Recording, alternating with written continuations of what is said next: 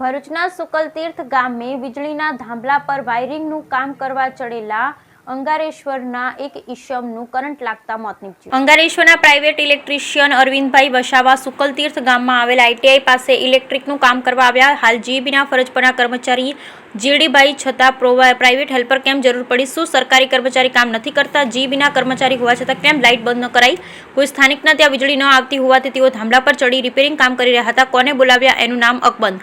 આ ઘટનાની જાણ થતાં સુકલતીર્થ ગામના લોકોના ટોળા ઉમટી પડ્યા. ગ્રામજનો દ્વારા જીબીને જાણ કરવામાં આવી. જીબીના કર્મચારી ચોંટી ગયેલ યુવકને થાંભલા પરથી નીચે ઉતારવામાં આવેલ. મૃત્યુ પામનાર યુવકનું નામ અરવિંદભાઈ વસાવા રહે અંગારેશ્વર ગામ.